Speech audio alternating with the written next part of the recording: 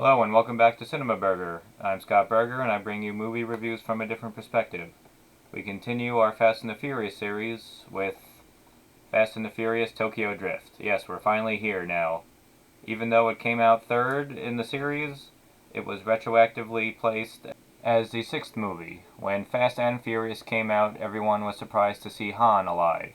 It turns out the events of that movie took place before Tokyo Drift, as well as Fast 5 and Fast and the Furious 6. This features the first directorial appearance of Justin Lin in the Fast and the Furious series, but would not be his last. Now, Fast and the Furious Tokyo Drift came out 3 years after Too Fast, Too Furious. It featured an all-new cast and an all-new country. Now, fans weren't so thrilled with it because it wasn't featuring their familiar characters and locations, and it was the lowest grossing movie of the franchise as far. But when we look back on it, as it's now the sixth movie in the series, so far and throughout this franchise, it actually features the most street racing out of any of the Fast and the Furious movies. And we're going to take a look at it today. The movie opens and we meet high school student Shane Boswell, played by Lucas Black. He is big into cars and street racing, and he has a southern accent and charm. He gets egged on by the high school quarterback to race to show whose car is better, his custom-built car or the quarterback's fancy sports car. The quarterback's girlfriend says whoever wins gets her, which is a bit slutty, but okay. They go to a construction site where a housing complex is being built, and they race there since there's no one around. They start racing, and it's shot pretty well. Everything being done is pretty realistic because it's just basic street racing.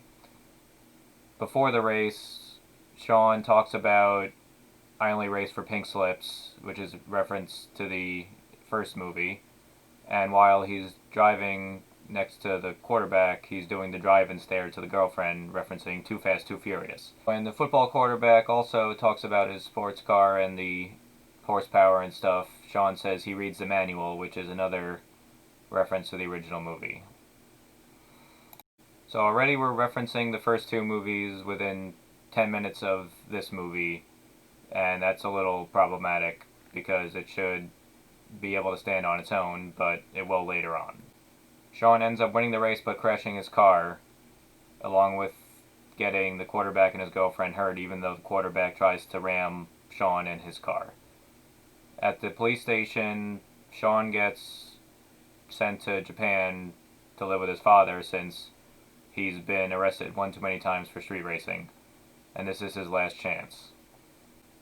It's either go to live with his father in Japan or go to jail, and since he is under 17 but has a past record, he would be tried as an adult. So this is his one last chance for redemption. When we get to Tokyo, Sean arrives, meets his father. His father gives him the rules, and he meets someone in school played by Little Bow Wow, and he introduces him to the street racing scene. Now, we see familiar car groupies and girls and open hoods and music, and it feels just like the previous two movies at this point, Fast and the Furious and Too Fast, Too Furious. They put a big emphasis on the street racing, as they should, since this is what this franchise started out to be. We meet the antagonist of the movie, named DK, played by Brian T. He is the street racing king of Tokyo, and he is proficient at a type of racing called drifting that involves clutching the e-brake and sliding a lot, and which was actually invented in the 70s in Japan. Now, Sean sees a pretty girl named Neela, played by Nathalie Kelly. It turns out that she's DK's girlfriend, and he's talking to the wrong girl. DK comes up and tells him to stop talking to her and to get out of here, and Sean challenges DK to a street race. Now, this is a big mistake. Well, first of all, he doesn't have a car, and we see Han for the first time in the crowd. He's DK's friend and business partner, and he lets Sean drive his car in the race. So, familiar lineup is set up, and we see the two cars ready as someone says ready, set, go. Now they're in a parking garage, first of all, which is an interesting place to have a street race. Now this street race is very pivotal because it shows that the previous methods of racing and style are null and void here due to drifting and the style of racing. Now as the race begins, Sean drives out in front as he seems to be in the lead. Now a sharp turn comes up and he tries to turn and crashes as DK easily drifts, getting only inches away from the wall of the parking garage. It's clear that the conventional street racing methods are not going to work here, and Sean is clearly out of his league. Now, as they go up the parking garage and around the sharp turns, DK is winning by a massive lead. He's literally just spinning up the parking garage and he gets to the top and wins. Now, Sean gets to the top finally with the car barely driving, and now he owes Han a 10-second car, which is a good reference to the original, and he's left out of here. Now Han sees something in Sean that I guess inspires Han to take Sean under his wing and teach him. Sean wants to get back at DK and learn how to drift, but for now, since Sean owes Han a car, he works for Han. Now Bow Wow's character is named Twinkie, and he tells Sean that DK works for the Yakuza, when in reality Han says that DK's uncle works for the Yakuza and he's just playing pretend, but he's still someone that Sean shouldn't mess with. Han has a business with DK and has a lot of money as well. It would make sense that Han would have a lot of money after the Rio heist. As we see Han throughout this movie, he seems very sad and down. Originally, you would have said that he's just kind of jaded, but it makes more sense now with the previous few movies. Since Giselle is dead, he seems like he has nothing left to live for, and he partakes in self-destructive acts. Essentially, Tokyo Drift is Han's self-destructive spiral that ultimately leads to a dark place. Now, Han explains to Sean why he's in Tokyo. He was running from something, and that he only trusts people's character and worth instead of money and power. Now, when Sean is working for Han, he learns about the underground and the market that Han is working in and how he gets his money. He helps out Han and sees what DK's been doing as well. And throughout this, Han is teaching Sean to drift. He's learning, but he's still not great yet.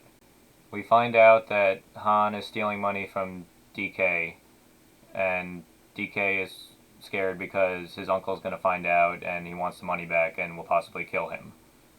And throughout the movie as well, Sean has been talking to Neela and getting closer to her and learning about her, and DK is mad about that too. Now at Han's car garage, Neela has shown up and is sympathetic with Sean since DK has thrown her out and disrespected her. Everything seems good. He's learning how to drift with Han, he has Neela, and then DK drives up with his crew and he finds out that Han has been stealing from DK. This leads to a shootout and a street chase. Now, Han is driving and Sean and Neela are behind him, followed by DK and his group. Now, they drive on the streets in this movie with open streets. In the past, Han explained that the cops don't go after street racers because the cop cars aren't fast enough to catch them, so they don't have to worry about cops in this movie. So, with the street races, they are on open streets sometimes, but it's the same level we've seen from the previous two Fast and the Furious movies at this point. Now, if you're comparing it to the street races of Fast and Furious through Fast and the Furious 6, it's a step down, since they're driving on open streets and in crowded cities. They are driving in a somewhat crowded city here, but they still really focus on the street racing in this movie, which is why it's better than everyone thinks it is. So throughout this car chase, Han and Sean and Neela are out in front being chased by DK. The rest of DK's crew has crashed, and it's just the three of them left. Now Han is out in front and is drifting near a crowd of people in the street. They get out of the way just in time, but this is the big moment of danger in a racing scene in this movie. Now, Sean and Neela are right behind him, and they miss the people but crash into some other cars, so they're out of it now. So now it's just Han and DK. Han is out in front, and he seems like he's going to get away, and all of a sudden, he goes through a red light at an intersection, and a Mercedes hits him. It flips over the car, and it's upside down. Han is not moving for the second. The camera cuts back to his car again, and he's bloody and is trying to escape. And all of a sudden, the NOS in the car lights on fire, and Han's car explodes, killing Han. This is very sad for Sean because it's his mentor and friend, and he's pissed off at DK.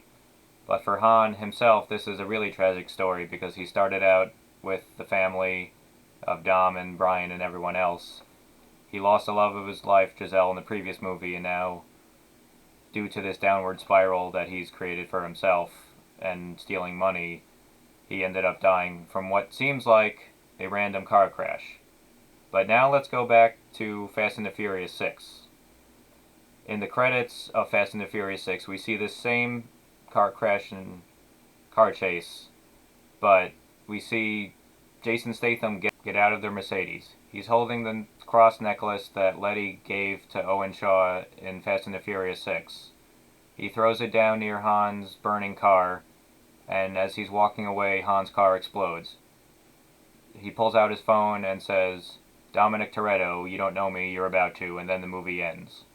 So this brings new light to this what was a seemingly random car crash was orchestrated and set up. Because in the credit scene of Fast and the Furious 6, they cut to the car chase between Han and DK, and we see the view of the blue Mercedes, and you hear a police radio saying what type of car Han is driving, as if someone is spying on them. So he drives into the intersection on purpose and kills Han. Now, we don't know why at this point that Jason Statham is after Han or possibly Dominic Toretto, but we will find out in Fast and the Furious 7. Now, on the scope of things for Fast and the Furious Tokyo Drift, Han's death is a major tragedy, but it isn't the climax of the movie itself. But in retrospect, when you look back at Han's past and in the previous few movies, this really is the highlight and the climax, I think. Now, Sean and Twinkie and everyone else mourn Han, but they still have to get revenge on DK. Now, since DK's uncle found out about the missing money, he's there to possibly kill DK or demand retribution. Now, Sean goes to DK's uncle and says that their rivalry has caused problems for DK's uncle and for the Yakuza, and that they want to settle it in a street race and the loser will leave town forever. DK's uncle agrees, and then they set up the race on the mountain. Now, since drifting was invented on the mountains of Tokyo, they show earlier scenes of Han teaching Sean how to drift there and other people. They show Neela driving also, and while Han has been teaching Sean the drift, we see a fisherman, and he's watching them, and he's like, "You call that drifting?" This turns out to be Kaiichi Tsuchiya, which is actually the inventor of the modern day drifting that we have come to see in the Fast and the Furious. Now, when we meet Sean's father earlier, he turns out to be building a model of a Dodge Charger. Now, he also goes back to the Han's garage and sees the original crashed car that he drove in the beginning race. He combines the two for an East meets West type of car hybrid. It has the outside style of American muscle, but the lightweight and maneuverability of the Japanese cars that are good at drifting. So the final race is at the top of this mountain. It's pretty intense. Now, one of the Yakuza starts the race, and Sean and DK drive down the mountain. Sean's drifting is equal to DK's, and they are pretty well matched. As they're driving down, you see footage from their cell phones that they're watching the race. Now, even though Tokyo Drift came out in 2006, since it is technically the sixth movie, it's in reality this is probably the year like 2015 or 16. So I guess Japan is going through a retro phase where they have a wave of less advanced technology. Besides, you can't have live video streaming from a flip phone. That was pretty hard to do back then. But the race is, given the focus it needs, it's pretty well shot and choreographed. Sean ends up winning the race as DK crashes and is banished. So Sean is the victor, he gets the girl, he is the new Drift King, or DK. And we go back to that same car garage where the first race began. Sean is the star of the show, and Twink says that someone wants to challenge the new Drift King. Sean looks at Twink and says, "I'm good," but Twink says he's been coming up around Japan and winning a lot of races, and he says he knew Han and said Han was family. Sean looks up and agrees. As Sean is ready to drive, we see a familiar looking car and Spanish music playing. As the camera pulls up, it turns out to be Vin Diesel. Yes, Dom shows up at the end of Tokyo Drift. This surprised audiences in theaters. The only reason Vin Diesel agreed to be in Tokyo Drift at the end was to get the rights back to Riddick, his character from the Pitch Black and Chronicle of Riddick series. Now when Sean drives up and sees Dom, Dom says, "I won this car off of our mutual friend Han." Sean says, "I didn't know Han was into American Muscle," and Dom says he was when he was rolling with me back in the day. Now this conversation links Tokyo Drift fully into the rest of the Fast and the Furious series. It establishes and connects that Han was part of Dom's crew, and that this is where Han's story ends.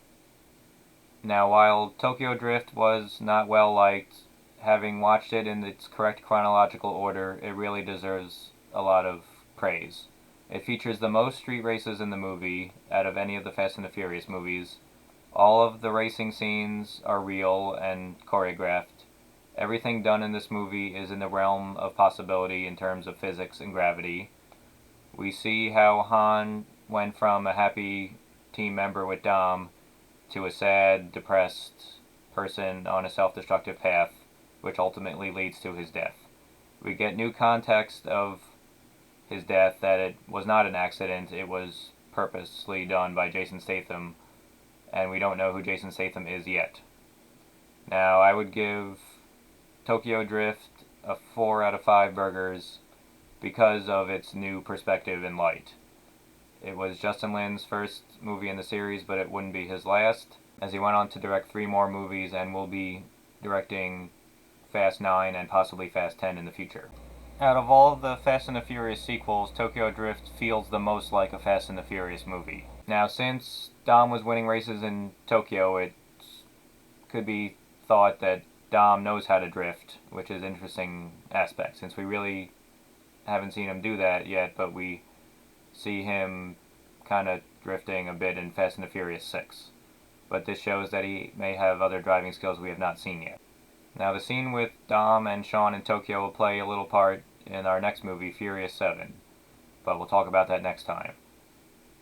This has been the Fast and the Furious Tokyo Drift, Scott Berger, and next time we'll talk about Furious 7, which really gets into crazy stunts. If you thought Fast and the Furious 6 was crazy, you haven't seen anything yet. I'll see you next time.